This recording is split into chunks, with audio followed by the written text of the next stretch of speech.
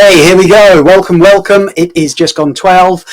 Today's LinkedIn Live session is with me, Jeremy Snell. Everything that I'll be sharing with you today will revolve around the practical application and the use of what is becoming a more and more common tool, which is ChatGPT. LLMs, large language models, GPTs, however you want to call them, these AI tools, they still feel really new, but the rate at which they've been maturing, and today we've had a new release from GPT, we're now on version 5.1, which we can look at in a bit, they just get better and better. And I know there are people who have opinions around these things, who will throw stones at LinkedIn updates because they have M dashes in it. They'll become hypercritical of those that have got rhetorical contrast statements within them. Sometimes it's because they've only discovered that these things exist because the GPT has showed them, right? It's not that we've all been running around using M dashes all of our life. We've started to recognize that this piece of punctuation exists, but it's been around for hundreds of years, right? It's just really awkward to be able to type it. And the rhetoric, the talk that revolves around AI is often one about use the AI to do the admin so you can free up more time to do some stuff. So I'm really here to talk about how we can use AI, and more importantly, show you how we can use AI to do more stuff, particularly stuff which revolves around making money. So my intention over the course of the next 45 to 60 minutes, we'll see how we go, right, is I'm going to share with you 5 different AI assistants that I've built using ChatGPT. Not only will I show you the assistants, I will be showing you in future sessions how to be able to build them from scratch. I will share with you all of the prompts so you have in your toolkit these particular assistants. And there's an opportunity to continue to refine them, to help them to become better and better allies with your tone of voice, with your methodologies, with your thinking. And when you have these on your bench, when you can call upon them to help you to be able to become more targeted with your outreach, to become more intuitive with how you engage with prospects, to help you to become more agile in how you research companies, to find the right door to knock on, to share the right messages, to have the right conversations. They enhance your ability to make money. And yes, I agree. AI could help us to do some of the admin or the heavy lifting in our job. But I think we're kind of missing a trick if we don't see how it can enhance our ability to achieve the missions that we're already on, right? Whether that is winning more clients, filling more jobs, or finding more candidates. So that's my goal. The reason I've chosen to do this because I feel there is a lot of opinion being shared around AI, and there is very little, let me show you, type of content being shared around AI.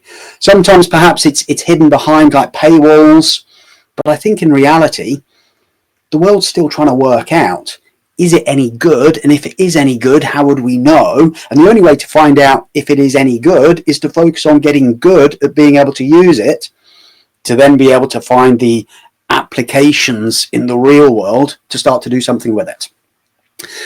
So that's why I'm here, and that's what we're going to do.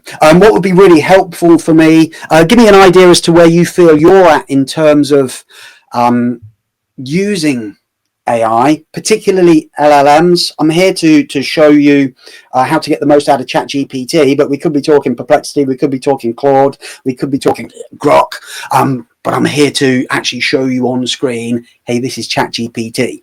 So if you're currently using it, I'd love to hear what you're using it for. If you feel that there are improvements you would want to see in terms of outputs, what would you like it to be better at? What do you feel it could be sharper at being able to do for you? Gives me a really nice understanding that as I start to show you a few things, A, I know you're out there. Hi! B, I've got a bit of context in terms of where you're at and what you want to be able to do. So feel free to jump into the chat, the comments, whatever we want to call it. Share any questions that you ask. questions that you end up asking me, I can answer, from the chat. I know that there's sometimes a bit of a lag, so if I can help you, it may take me a moment or two to actually see it starting to come through. But I'm starting to see things coming through now, right? So please, let me know what you would most want in your world, ChatGPT or other LLMs to be able to produce for you, and I can be mindful of those things, right? So I'm going to bring up ChatGPT in a moment. We'll start to do some work in terms of some interrogations, and we'll see where we get to, right? So as I start to show you things, you've got questions, you ask me questions, I provide answers. That's the goal, yeah? First, everything that I'll show you, I am using a premium account within ChatGPT. I recommend you do the same. You only need to go to the first level of premium account, which is going to cost you $20 per month. The $20 per month gives you more bandwidth, so you can interrogate it with more frequency. Otherwise, you might get time barred and have to wait for 3 or 4 hours before you can go again. The other thing that it gives you is it gives you privacy. When you are using a free GPT account, everything that you do on the GPT, it is using that to train the model. That's the trade-off, right? You're becoming part of the product because you're not paying. The moment you pay the $20, you have to toggle it, but you go into your settings, you toggle the switch to say, do not use all of my content or any of my recordings or any of my prompts or any of my outputs to train the model. So you create a ring fence around it. And when you create that ring fence around it, particularly, as a business, if you have consultants in your business and they are using free GPT without enough guidance as to what to do with it and how to do with it and what should and shouldn't be put into it, you could be causing yourself future compromises with boring things like GDPR and data protection, and maybe more sexy things like commercial information that you perhaps wouldn't want to start to sit inside and infect a large language model that could then rear its head in other people's interrogations. So please, go premium. Stick the $20 in a month. Because what I'm going to share with you, how to be able to build the custom agents, remove that word, the custom assistants, right, requires premium to be able to build your own custom GPT. So it's important that if you want to follow along with what we do over the course of the next 5 or 6 weeks, because I'll be doing this live every week, taking an assistant and building it in real time with you so that you can follow along, you need to be present with the premium account. So looking at some of the things that you're all saying here, I can see that you've got various use cases, things that you're doing with it, doing a little bit of admin, CV preps, maybe advert writing. All of that's pretty cool. And if you've got a little army of these custom GPTs, these assistants, well, good on you, right? I think that it is a great way to be able to move forward and save some time and build opportunities to become more productive and to become more efficient. Robin says, if I'm on premium ChatGPT, am I able to format CVs without that breaking any rules if I have the right privacy settings? Robin, my understanding is yes, you are good to do that. It will still use the content that you share to educate itself in other areas. So if you're going to do that, I would recommend you do it in a project rather than doing it in the mainstream. Even better would be to build the custom GPT so that each conversation is independent, but still using the same resource library, which is all of the prompts that you've used to be able to build it. Double check, like we've just gone to ChatGPT 5.1, double check your settings that they haven't now retoggled back to open data. Sometimes we see that when models change on anything, right? User settings change. Same when LinkedIn does an update, it will change the user settings. So we've got to go back to lock in some of those privacy things. So cool. Right. Let me start with getting ChatGPT up, right? And when I get GPT up, share screen. Sorry, bit of a brain melt then, but I'm back. Share. So just checking that what you can see is what I can see. That's good. So I've got ChatGPT open at the moment. You can see it says, what's on your mind today? We've got this one single box and we can type something into it. Things that I want to draw your attention to, first of all, you'll see down here in the bottom left that if you're on a browser window in a PC, I think it will be top right, but mine is bottom left. If I click on that, it then says personalization and it says settings. Settings is where you go to change the privacy so that in your premium account, it is default auto sharing. So just because you went premium doesn't mean you're suddenly in a lockdown. You need to go to the settings and toggle it so that you're in lockdown, protecting all of your work from it being used in the training of the model. And then in personalization, there is an opportunity for you to personalize what you're doing. And as you personalize what you're doing, things that you can start to do is to give it a little bit more insight as to who you are. So if I click personalization, and we've got personalization here, enable customization on, it has base, style and tone. Now you can see that mine's on default. I prefer to give it instructions, chat by chat, project by project on tone of voice. But you can see here we've got professional, friendly, candid, quirky, nerdy. Like if you feel that one of those is your default, then go for it. I am on default because I have a preference as to how I share my tone of voice so that it goes across all of the chats that I'm having. So as we scroll down, you'll see that it has memory. Reference saved memories on. Reference chat history on. Pulse on. Show pulse in new chats on. Now that I've toggled memory, if I then close this, now that I've toggled memory, things that I put into my chats, it will start to memorize, and I can give it specific instructions and ask it to put this in the memory bank. And when I ask it to put it in the memory bank, things that I can put in the memory bank could be descriptors of me that helps it to be able to refine or define my tone of voice. When we refine or we define our tone of voice and we commit it to the memory, it now uses that as the central nervous system for all of the work that we're doing. So if you have a certain style and you want to be more you, more authentic, more human in what you're doing, if you find yourself having chats with the GPT and then having to refine things like tone or language or spelling or grammar, these are all indicators that there's an opportunity for you to be able to increase its understanding of you as the authentic you in terms of doing what you do.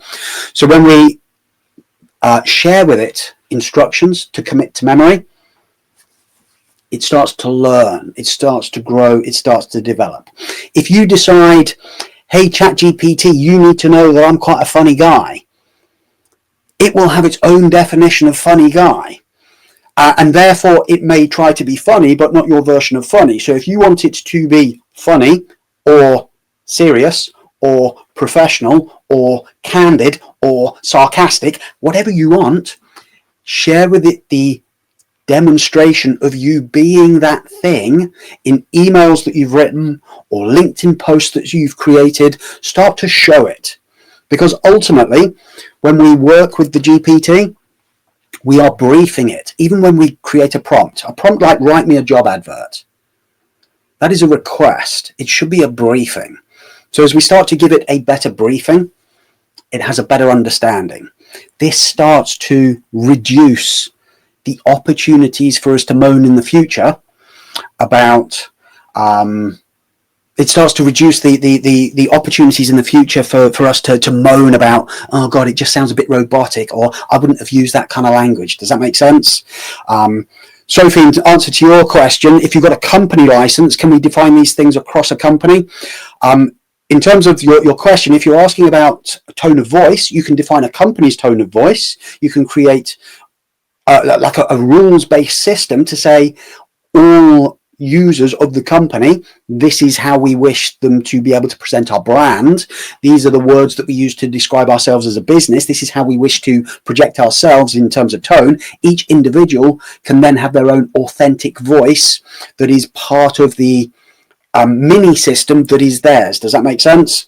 When you have the company license, by default, the whole thing is ring fenced and protected. You would have to explicitly turn it on for it to share data with the external world in terms of training. So in terms of like a tone of voice, I'm going to switch for a moment from this GPT, and I'm going to remove that. I'm going to add to the stage. Sorry, I'm going to remove that. And what I'm going to do instead is I'm going to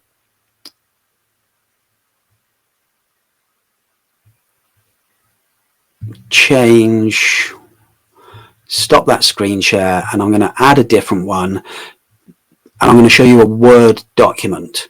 So this Word document, share, the Word document that I hope that you can see now on screen, this is my tone of voice. This is what I've built into the AI. So it has who am I, core tone of voice in terms of my DNA, tone, my register, my rhythm, what I would consider to be definitions of credibility, the energy that I want to bring to the things that I do with GPT from a coaching perspective. And then we've got some non-negotiable style rules around clarity, around bullet points, about not using emojis, not using M dashes, not using hype, not using the rhetoric too much in terms of contrasting rhetoric statements, using UK spellings, and always ending with useful closes. So this definition, which is my tone of voice, I've built this over a period of time. What we've put together, this is your guide as to how you can create your tone of voice and to create the instruction manual for your GPT so that it sounds like you. This is like the guide to cloning yourself, so that everything that you're doing that becomes an output from the GPT, it looks like you wrote it, it sounds like you wrote it, it starts to learn because of the investment that you make in the time and energy to define your tone of voice. It starts to learn who you are, how you operate, what you would like to think, and all of your preferences. It becomes a one-time event that you can then add this to the memory of the system. And when you add all of this to the memory of the system, your outputs become so much better. And because your outputs become so much better, you spend less time recorrecting with prompts because you invested time at the front end defining your tone of voice. So I hope that makes sense for everyone. That guidebook, how to educate your GPT, how to give it your tone of voice. The workbook itself has all of the questions to help you to be able to build that out. You can grab your copy of this PDF in the free hub that we've built, which you can see in the ticker, ai4recruiters.co.uk, and very quickly go from committing on paper your tone of voice to then sharing it with the GPT so that it starts to act like you and behave like you. So if you've got any questions about that, feel free to ask, right? I feel the need to maybe share some other things. So I'm going to go back to the GPT. I'm going to start typing some things into it, right? If that's what you've been waiting for, apologies. I'll type some stuff into it. I'll go to a window. I go back to my GPT, share. So now that I'm at the GPT, as I type into it, everything that I type, this becomes the definition of a prompt. When we create a prompt, we could write something which is a basic prompt, and if we create a basic prompt, we're likely to get a basic answer. So if I put in here, can you write me a sales email to send to a CTO who is hiring and share a good candidate I am working with. And that's such a basic prompt.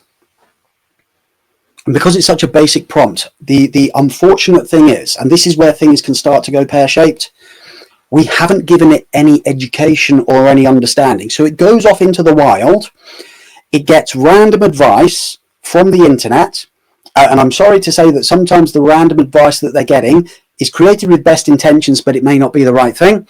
It then takes random advice and it goes to the net sum of average and it creates a response. And as it starts to create a response, you can see here that this email, hi name, I'm in touch with a candidate who fits the capability. It's like the most bland, the most automated, the most AI driven thing. And I know there are people who look at that and go, oh my God, I would never send that. Ditto. I know there are other people who would go, it's quick and easy, wasn't it? And they'll send it. So we need to ensure that we are always positioning ourselves as being the expert. We are helping the AI to learn what good looks like, not empowering the AI to have made that decision on our behalf. Because if we empower the AI to make that decision on our behalf, what we get back ends up feeling, to those who are good, it feels average. To those who are average, it feels okay. And it starts to accidentally endorse a dilution of something that should become better. So AI amplifies what you do. So if you do something poorly, it will amplify it. If you do something well, it will amplify it, right? So it's important when we think about our instructions, we are prompting it and we are giving it a good brief. So if we go back to a new chat, so I'm going to start a new chat because I don't think I could unpick that, and we give it a better brief. I'd like you to become a commercially savvy CRO who understands the importance of engagement and significance in their outreach, and write me an email to a CTO who is hiring and I have a relevant candidate for them. Sorry, I'm winging this one a little bit. The rest of them I do have as like pre-prepared, right? But if I give them a brief and I start to say, hey, this is who I want you to become, this is how I want you to think, this is the context, the message starts to change. And because the message is now starting to change, we now have a message being sent to somebody which is about them and their situation, rather than going straight into selling them the candidate. It is getting better.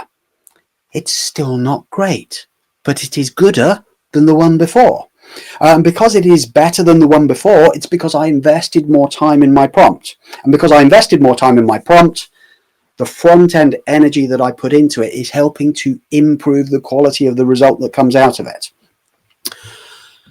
The more thought I put into my initial prompt, the better the quality of the output. The thing that doesn't change is the machine. The thing that changes is me. And because it is me that changes first, and how I instruct it therefore changes, how the machine behaves changes. Stimulus plus reaction equals outcome. Your prompt is the stimulus. Your prompt is the briefing. It's not a request. And the better you get at giving it a briefing, the more likely it is that it will produce something which is good. So if I remove this for a moment and I show you what I would consider to be a more extensive prompt, I'm going to have to go to Word. And if I go to Word, let me go to my screen. Let me remove this particular share. Let me add another Word document. So this prompt that I'm going to show with you here. So this now is a prompt which is the prompt that I am going to put into the system, into our hub, which is a prompt defining what a CRO is, Chief Revenue Officer. It builds a persona for the Chief Revenue Officer. It starts by defining the system. So in the prompt, this is the system. You're the CRO, a persona architect, a GPT trained to think like a revenue leader who has built and scaled SaaS and recruitment businesses.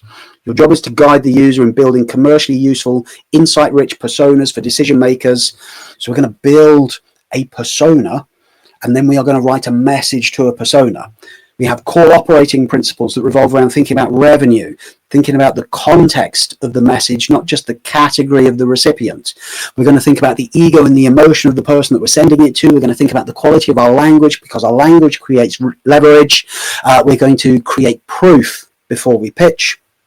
And we're going to demonstrate the efficacy of this with examples of real companies who fit the firmographics and context in our ICPs definition. So as I look at this prompt, I keep on scrolling, you'll see that this prompt ends up being 4 pages. Because it becomes 4 pages, this is giving absolute clarity to the GPT on the briefing that we're providing and all of the rules and all of the outputs that we're expecting, so that we have more control on the quality of the outcome. And as we have more control on the quality of the outcome, it's far more likely to meet or exceed our expectations in terms of quality. So this CRO meta persona, all of you will get this as a Word document. Do what you wish with it. I'll show you what I would recommend that you do with it. So I'm going to bounce to a different screen again. So let me do this, let me do this, let me do this. We're going to go back to the GPT. So I'm going back into ChatGPT again, and here in ChatGPT, I'm going to take that CRO prompt. On the left-hand side, I'm going to go to projects. So you'll see here projects, new project. I'm going to click new project. I'm going to give the project a name, and I'm going to call it ICP Builder LIL for LinkedIn Live. Now that I create the project, it takes it a moment to set up the project. This is now the project, and you can see here it says add files. I'm going to add a file to it, and the file that I'm going to add to it is going to be the folder, the file that we just looked at, the CRM builder, the CRO builder, which is the meta persona. So when I add the file, it's now uploading the file into its system. As it's uploading the file into its system, it's going to use that as the reservoir to help it to be able to produce content. Once it's completed uploading the file, we can see it's got the little icon to show that it's done. I can now close that window, and we can now see in the project, ICP Builder, LinkedIn Live, 1 file added. I'm now going to put into the chat, and I'm going to go to the chat, and I'm going to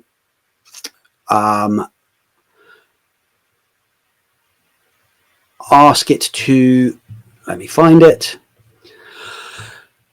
this one.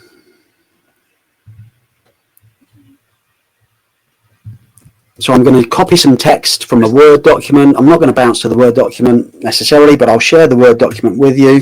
This is now, I'd like to build out a persona for a mid-sized food manufacturing business. This business is making fresh produce, predominantly supplying major supermarkets, independent retailers, well-established, 20 years of trading. So I'm giving it a description of the audience that I feel is beginning to reveal itself as being my ideal client profile. As I give it the text into the project, it will use the resource, the CRO prompt, and that is a meta prompt. That's why I put it into the project as a file. It is a meta prompt, which means that every time this project is used, it uses that as the first prompt.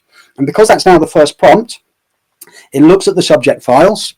It then starts to take my brief. It's now asking me 3 questions, because in the CRO thing, it says, make sure you understand these 3 things. So I'm going to answer these questions. My service offering is perm and 30% retained. My USPs, I'm just going to quickly put in some USPs. Use of video marketing to get line managers talking to candidates in video. And 3, what do customers consistently highlight as the reasons that they stay with me? Depth of insights and accuracy of hires. So now that I answer those 3 questions, it takes the meta prompt, it takes the micro prompt. It takes the information that I've just shared. It then gives me a summary to make sure that we're in the right place.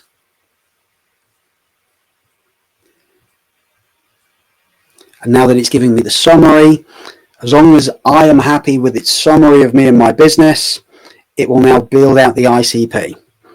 So I'm going to say build ICP, and it'll start to do its work. So while it's doing its work, I hope everyone stayed with me, right? I create project. I decided to make it a project because I had a meta prompt. The meta prompt was, this is what it means to be a chief revenue officer on behalf of my agency. This is how I want you to think. This is how I want you to act. This is what I want you to do. It then takes all of that information and it uses that as the feed for every single conversation that takes place in the chat. So I never have to give it the brief again about being my CRO. And because I would consider this to be an evergreen project, it becomes a project rather than a single chat. Because what happens with single chats is if we keep on putting too many prompts in, it gets longer and longer and longer, and it gets slower and slower and slower. This is why the projects were invented in the GPT. And now what we can see is we've got an ICP profile building, we have a firmographics definition, we have a business model dynamic, we have the operational complexity and the potential pain points that would exist in a business that looks like this. We have a set of strategic priorities, which are likely to be the priorities for a food business in this area. Reduction of operational downtime, strengthening succession and leadership benches, improving NPD speed to market, building a workforce which is more resilient to regional shortages, professional hiring and the mitigation of risk. We have change in buying triggers, budgeting and commercial appetite, reality of budgets, psychographics, and why this is a fit. Real world examples. It's now pulled through 5 examples of companies that it believes looks like this: Finsbury Food, Hovis, Warburton's, Jackson's Bakery, Genius Foods. And now that we've got our ICP, if we took that, now take that, right, and turn that into a prompt. Hey, write an email for me to the managing director of an organization that works in this business with this purpose, with this goal in mind. The quality of the prompting makes such a difference in the quality of the outcomes. This little project here to build those ICPs, there was some work that I did to build the prompt to define the CRO. There was some work that I did to create this, what's probably like a 100-word micro prompt to talk about roughly this is the ICP. The project has now done the work, which gives me my first working model of my own ICP that I can now use as a meta prompt elsewhere, so that we could do outreach to businesses that look like this, or we could start to use it as the formation for our LinkedIn update work to be able to do the same thing. Yes, James, I believe so. My familiarity with Copilot is not as strong as it is with ChatGPT, but my understanding would be in Copilot we could do exactly the same thing to be able to create agents in the same way. Yes. So Lucy says, if I had a chat running for some time, is it possible to turn the chat into a project, or would you recommend starting from scratch as with a project? If you have an extensive chat and you've done that in the organic GPT, not in a custom GPT, you can drag that into a project. And if you drag that into a project, you could then use that to create a meta prompt that then sits on top of all future chats. Does that make sense, Lucy? But most definitely, I think that would be a good idea to bring that into a project file, because it's then easier to find all of the associated chats and to use that to build a meta. So if you went to that particular chat and you gave it an instruction, taking everything which is in this chat, please could you create a meta prompt that I could share to become the master prompt that sits in a project? So ask it to summarize the chat to build the meta prompt. Does that make sense? And then when it builds the meta prompt for you, you're in a really great place. I said I was going to also show you some custom GPTs. Let me just show you the 5 GPTs that we're going to be building together, people. The first one, as I click on her, is Lyra. Lyra is the buyer intent analyst. So the power of Lyra is Lyra will go out there and will review potential prospects as customers and will give you a summary of that business and help you to decide if you wish to convert them to become a customer, what will be the best ways for you to do that. So when I go to Lyra, down in the bottom of the chat, all I'm going to give, I'm just going to give the URL of the company. So I've got the company that I have chosen to do this with is a company called Foil Food, and I chose Foil Food because I looked out my window and I could see lots of cows, and Foil Food has got lots of cows on their website. So if I now click share, it takes Foil Food. What you'll now see that the GPT is doing is gone into a bit of a pause mode. It's going into thinking mode. And as it goes into thinking mode, it is now doing an analysis of that business. It's giving us an executive snapshot. It tells us what that means. It gives us a color-coded thing, things that are proven, things that are an interpretation of what it has discovered on the internet, things that are speculation. So everything that is proven, fact, and it has a reference to it. Everything which is interpretive, it is an interpretation of fact. Anything which is speculative, it is coming from places which are outside of the company's own website. So from greater internet research, so you can see from the Farmer's Journal, we've got a pull through here. It does a hiring activity deep dive. It looks at some outreach triggers. It looks at prospective decision makers, so identifying those individuals, recommended messaging hooks, regional lookalikes, so other companies that look like this business,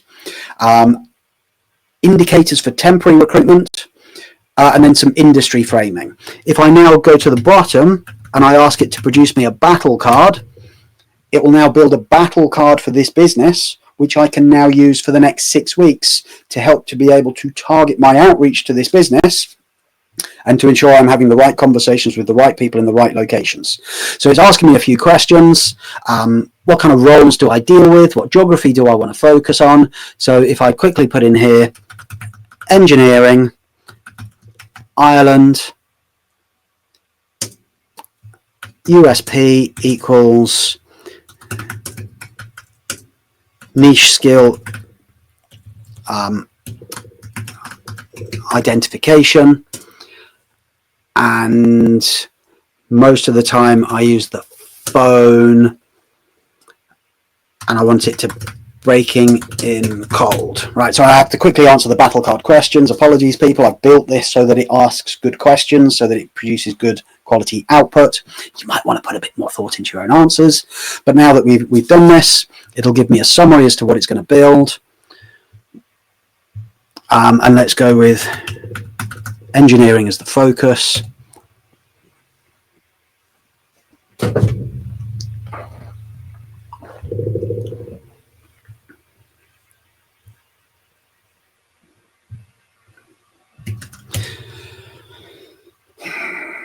You see, it needs a little bit of steerage, right? It knows that it needs to be briefed effectively, not just run off and take a request that's part-baked. So now here comes the battle card, finally.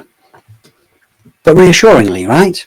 So we've got positioning statements as to how we can position ourselves with that particular business, the core challenges that they're likely to be facing, which become the talk points that we can use to be able to talk to them, the technology and the compliance demands that they're experiencing, the strategic angle to help us to be able to break in cold, the decision makers and who to target, the phone scripts that we can use to help us to be able to do this in terms of call openers. So as it builds out the battle card, it enhances our ability to convert the customer. Lyra is one of the 5. She will be the first one that we build together, and I'll give you every single prompt that I use to be able to build this and help you to be able to enhance it so that it serves you effectively in your marketplace with your tone of voice, with your business intent. The other assistants that we'll look at, we're going to look at Orion, and Orion is the case study builder. So Orion will take a story. So if we feed Orion a story, so I've got a story that I've written here, which is about a job that I filled when I was a recruiter for a finance director. And the finance director was a hire to replace somebody who's been with the same business for 35 years. A very difficult mission for an MD to go on, having spent 35 years working with the same person. So I share the story, and when I share the story, it then starts to build out the case study. As it builds out the case study, you can see here it's now turning it into a proven methodology that was delivered to help that organization to be able to hire the right person, the process that was followed, the result that was achieved. And we now have a case study that we could turn into a PDF. We now have a case study that we could put onto a website. We now have a case study that we could start to summarize, because now that it's produced it, it then asks, what would you like me to do next? A LinkedIn update in short form or in long form, an email outreach campaign based around the case study in a 3-step process. Would you like web copy for a landing page or a micro case study for a proposal? I find people's biggest headache with case studies is actually writing it, and writing it so that it tells a relevant story that would engage with a prospect. So Orion will help you to be able to take a story. So you can see the story that I've shared here. It's taken the story, which is I was invited by the MD. I tell it the story from first person. It then rewrites the story from second person, and it removes Jeremy from being the hero to start to make the client the hero, because Robert, the MD, was the one who was on a mission. Robert was the one who had anxieties and challenges. Robert was the one who chose to engage with Jeremy. Robert is the hero of the story, not the recruiter. And when we write good case studies with Robert as the hero, or your client as the hero, it creates greater levels of engagement in whatever format we choose to share them, right? So there is good quality recruitment and sales practice that's baked into this. Alongside Orion, we then have Vox, and Vox is the outreach expert. Vox will take a lead, and Vox will then create for you an outreach plan in terms of the phone, in terms of email, in terms of LinkedIn messages, in terms of voice notes, in terms of scripts for videos. Vox will use a disc format to be able to assess the typical disc profile of the person that you're contacting, so that it uses the right language, uses the right tone to be able to engage with the person while still authentically being you. And then we have Nova, the sizzle pack creator.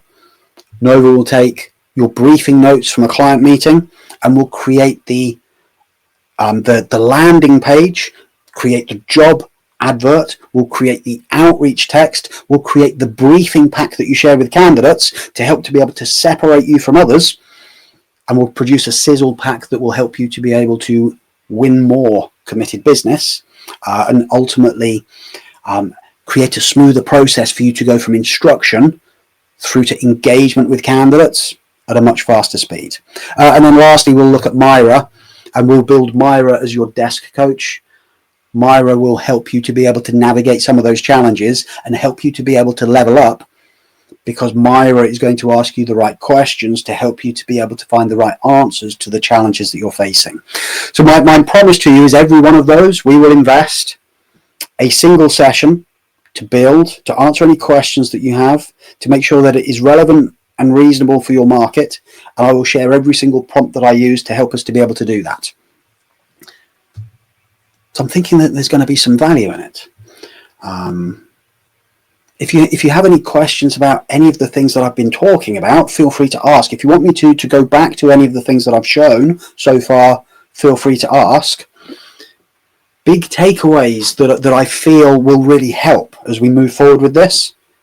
Make sure you have briefed your GPT, Copilot if you wish, but make sure that you have briefed it. Say, hey, this is my tone of voice. This is my authenticity. Be explicit. Share real things. Use the guide to educating your GPT. Use this little workbook to help you to be able to do that. Think about your prompting. I've put together a field guide on how to prompt more effectively. When we prompt more effectively, we get better outcomes quicker. A lot of people's frustrations with the GPT is the output. What they haven't really thought about is the quality of the prompt that they've created. If we are a bit more mindful about creating a briefing rather than simply asking some questions, it's going to produce for us better results. If I show you a couple of the technical parameters that are possible, if I ask it for,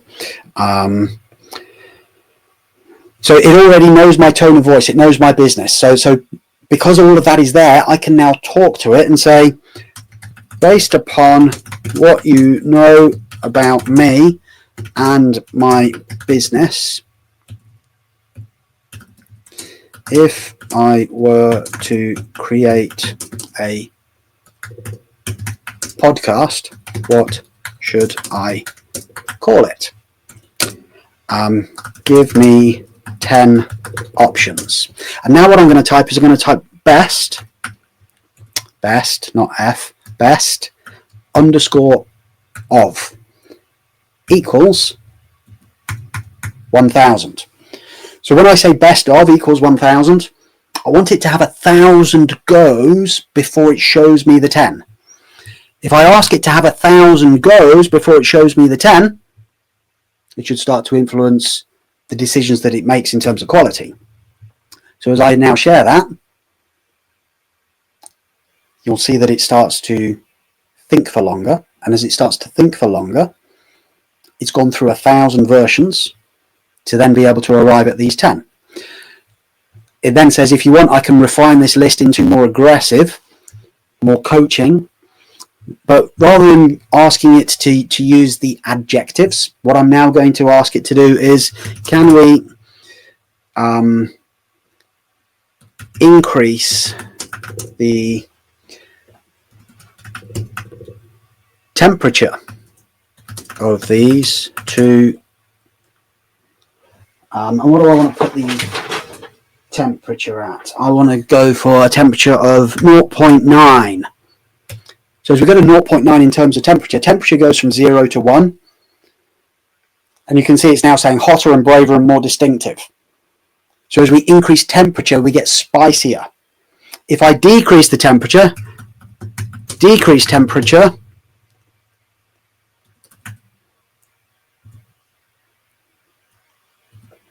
equals 0.1. It becomes more conservative. And as it becomes more conservative, you may feel that certain things that you do, it needs a little bit more temperature, a bit more spice. And rather than relying on adjectives, this is the technical parameters that helps it to be able to do that.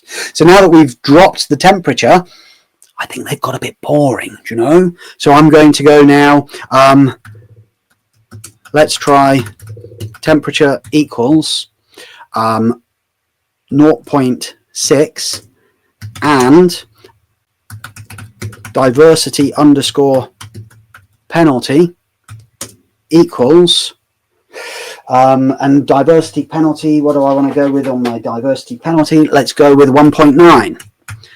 So diversity penalty goes from 1 to 2, and diversity penalty, this creates creativity. The higher the number, the more differency, the more variation that we start to get. So we've got a 0.6 temperature with a higher level of diversity, and we're still running at a best of 1000. So you can see now that the titles are significantly different from each other because I increased the diversity penalty. So if you ask it to write a block of prose, like write for me an insightful guidebook for clients on how to be able to hire with more efficiency, the prompt needs a lot of work, right? Diversity penalty 1.9, it'll get super creative. Diversity penalty 1.1, it will stick on one thing and really unpack one thing.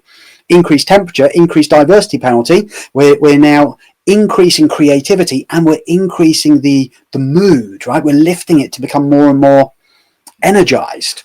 So if I now say last go, best of equals 5,000, temperature equals 0.8, diversity city underscore penalty equals 1.7. 10 final podcast titles, temperature 0.8, diversity penalty 1.7 from a best of 5,000. we can see that the choices have become more varied. We have a balance of spice, we have a little bit more creativity, and because it has done 5,000 goes to pick the 10 rather than 1,000, we may find that the quality starts to improve. There is a lot that you have at your control with your fingertips simply by talking about temperature, diversity, penalty, and best ofs.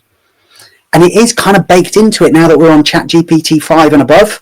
It's still nice to be able to use that as a quick way to be able to play with something, to start to look at the technical parameter rather than the descriptors and the adjectives, which may have subjectivity between your definition and the model's definition.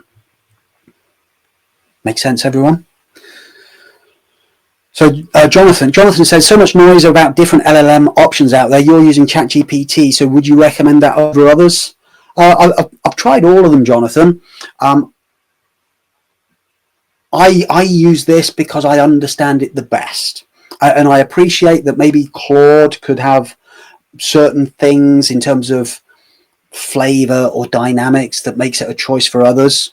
I'm kind of invested in GPT predominantly because I have found it to be the most portable, right? It's the portability of it. Like Claude might be great for creative writing. Perplexity might be great for like interrogative data analysis. Grok might just be like off the wall crazy. And ChatGPT is like the cocktail party of all of them together. That's what I like about it. That's why I stick with ChatGPT. So things that I'm now encouraging you to do. If you haven't joined the hub,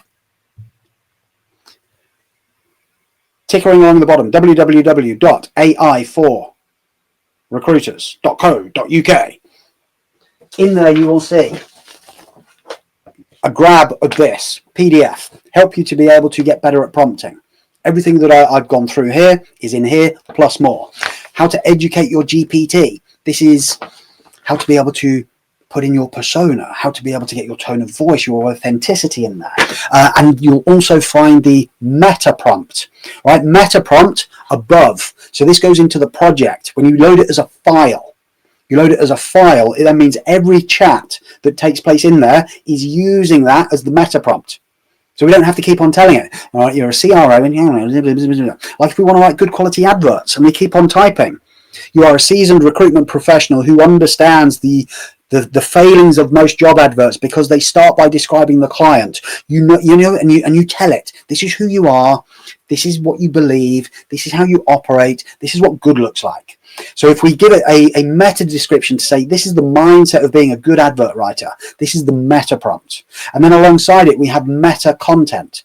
Here is good advert, good advert, good advert, good advert, bad advert, bad advert, bad advert. Use these always to index. So I have created a GPT that runs a Snell score. So it will run a Snell score on outputs to be able to make sure, just because the GPT is happy with it, would Snell be happy with it? And if Snell wouldn't be happy with it, it needs to be worked again. So everything that you produce needs to score a minimum of 9.5 out of 10.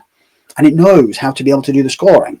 It keeps itself under control. So you could also have a file that you upload to your advert writing project to say, this is the scoring system. This is what we review. This is how we make a balanced decision. Is it worth publishing? And if it doesn't score more than 7 out of 10, it gets burnt and we begin all over. If it scores more than 8, we refine. If it scores more than 9, we go to market with it. You know? Projects, meta prompts, examples, files. So as we build these custom GPTs together, when we're building Lyra, the buyer intent analyst, there's 14 major prompts that I'm going to share with you that will help you to build Lyra. And we'll do the same the following week with Orion, the case study builder. We'll do the same with Vox. And because we're doing these things together, as you're doing it, if it's not producing the outputs that you really want because you specialize in recruiting librarians and this feels a little bit too tech or whatever, we can then create the additional prompts that would help you to be able to refine, to develop, to be able to grow what you want. I'm excited about this journey, people. We built the hub so that everything is there. All of the recordings, all of the prompts, all of the PDFs, any of the materials that I reference, anything that I pick up, anything that I show you, it's there. It's free. And because we've got it there, go take it, you know. This isn't like I'll half show you and then ask you for some money. I'm going to show you everything. We'll make sure that there is discussions, like an opportunity to ask questions inside the hub. I want this to work for you. I feel that this is such a powerful tool that is so underutilized. I think there are so many tools out there that people are selling that it's really a ChatGPT with lipstick and a push-up bra, you know. Ultimately, it's an LLM that they've put a GUI on it, a graphical user interface. A lot of these things, you could build something that's more dedicated to you and your business with some better prompting, some better architecture, and a bit of slowdown. You are good recruiters, right? You know what good looks like. You don't need a GPT to tell you what good looks like. Consider it to be your apprentice. Consider each of these assistants to be learning how to think like you, how to behave like you, how to influence like you. They'll never be as good as you. Yet.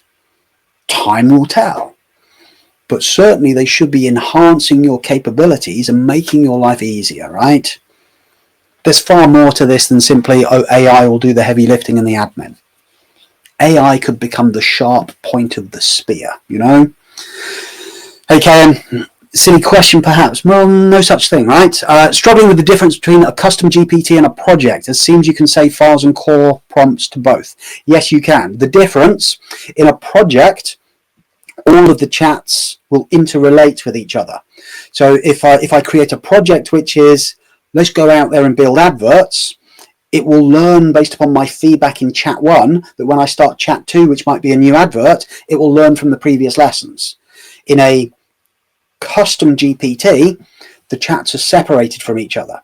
So each chat becomes a silo, and there is a need to not have them infect each other, because if I do a custom GPT, which is the buyer intent, and I say, hey, do some buyer intent on this food company, and then I ask it to do some buyer intent on this shoe manufacturing business, this starts to create hallucinations about the shoe company, because it's still using things that are in its memory about the food company. Does that make sense?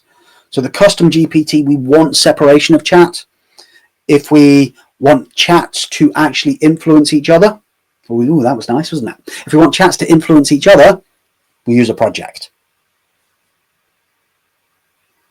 So the ICP definition one, meta prompt, CRO, that's a project for me. I want it learning as I'm doing this work on ICPs, chat by chat, because unless you're like completely changing markets every 6 weeks, you would want it to be becoming more and more robust in how it utilizes its understandings of your audience and your marketplace. Like my business, more accurately, Kirsty and I's business, we have 4 ICPs. We have 4 ICPs rather than 1 ICP, because 1 ICP would start to get a bit too blurry because it's trying to be all of our audience. But there are 4 very distinct ICPs, each of which has got a 3-page ICP definition, each of which then comes with 4 personas of 4 different decision makers. And it's important that we have those relating to each other in a project, so that when we then have a chat in the project and we talk about, let's say, a product, hey, we're launching a new product, what are your thoughts in terms of how we take this to market across our ICPs? It then uses all of the stuff in the project. You with me? But everything in the project stays in the project. Anything which is in open air, so standard chat, it's learning. It's learning about you. So when we go to that chat and we say, hey, here are a few things I want you to know about me. Like I appreciate it's 1 o'clock. I'm just going to go back. I'm just going to quickly show you one thing, because I think that this is important. So I'm going to share screen. Stay with me, people. Mac GPT. Here we go. So back on chat, and what I'm going to ask it here.